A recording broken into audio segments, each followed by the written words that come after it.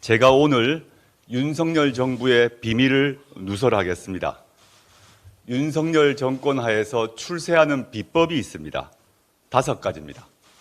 첫째, 극우 일배가 되십시오. 둘째, 친일파가 되십시오. 셋째, 이게 중요한데 국회를 무시하십시오. 넷째, 검사 혹은 검찰 수사관이 되십시오. 다섯째, 윤석열 대통령 배우자 김건희 씨 연주를 찾으십시오. 과장 같습니까? 멀리 갈 것 없습니다. 윤석열 대통령은 김문수 경사노위장을 고용노동부 장관으로 지명했습니다. 김문수 후보자는 노동계는 머리부터 세탁해야 한다. 불법 파업의 손배 폭탄이 특효약이다. 쟁의 행위는 공산주의다. 라고 합니다. 또 문재인 전 대통령은 김일성주의자로 총살감이다. 라고 합니다. 최근 빵진숙, 빵통위원장으로 불리는 이진숙 씨, 법인카드 사용의 달인으로 등극했습니다. 국회 청문회에서 오만방자한 모습을 보였습니다. 위안부는 강제적인가 자발적인가라는 질의에 논쟁적 사안이라 답변하지 않겠다라고 답합니다. 5.18 민주화운동 폄훼글에 좋아요를 누른 이유로 앞으로 손가락 운동에 신경을 쓰겠다라고 비아냥거립니다. 자료를 달라던 청문위원회 거듭된 촉구에 이준숙 씨는 말씀드렸습니다 라고 말합니다. 자기 말이 곧 자료란 것입니다. 짐이 곧 국가라고 말했던 프랑스 루이 14세가 떠오릅니다. 이 정도로 국회를 우습게 여겨야 걸핏하면 거부권을 쓰는 윤석열 대통령 눈에 드는 것입니다. 김영호 통일부 장관은 평화통일에는 관심도 없는 교수였습니다. 그는 6.15 남북 공동선언은 북한의 선동에 놀아난 것, 이런 말을 서슴지 않고 합니다. 일베 유튜브 주장과 똑같습니다.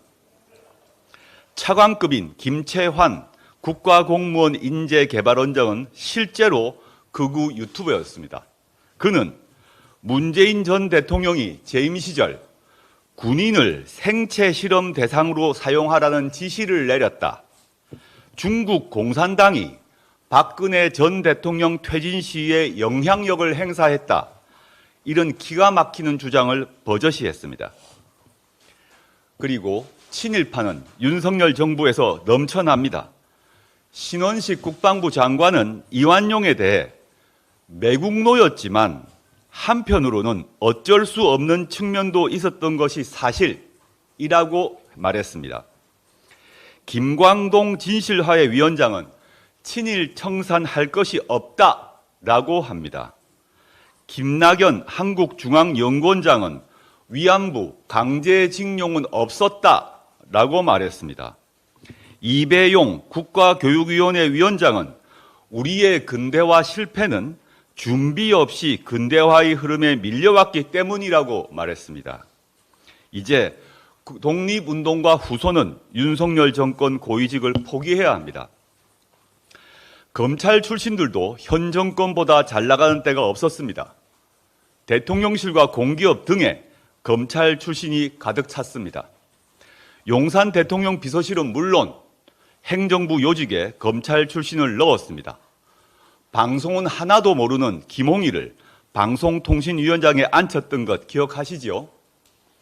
정부 외곽기관 중 노른자리 자리도 검찰 출신이 차지합니다. 어제 이진숙 방통위원장은 박문진 이사에 검찰 출신을 넣었습니다.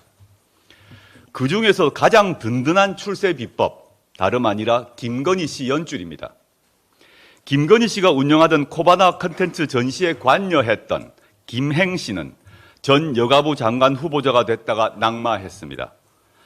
코바나 컨텐츠 행사에서 특별 도슨트를 했던 김동조 씨는 대통령 국정기획 비서관이 됐습니다. 김동조 씨의 재산은 지난 1년간 210억 원이 늘었습니다. 김건희 여사의 도이치모터스 주가 조작 사건 공범 이종호 씨, 그가 밀어준 임성근 전 해병대 1사단장은 최해병 순직에도 자리를 보존할 뻔했다가 들켰습니다. 이 이종호 씨는 마약 사건 외압 의혹을 받고 있는 조병노 경무관에 대해 별 2개 달아줄 것 같아 라는 말을 합니다. 이렇게 김건희 씨 이름이 곳곳에서 불쑥불쑥 튀어나옵니다. 제가 지금까지 말씀드렸던 5가지 조건 중 2가지를 갖추면 후보자가 됩니다. 3가지를 갖추면 출세길이 열립니다. 지금 대한민국은 그 어느 때보다 극우, 극렬주의자, 친일파 몰입애가 살기 좋은 세상이 됐습니다. 2주일 뒤면 광복절인데 이런 세상을 보여드리게 돼 선열들과 국민께 죄송할 뿐입니다. 빨리 끝장내야 합니다.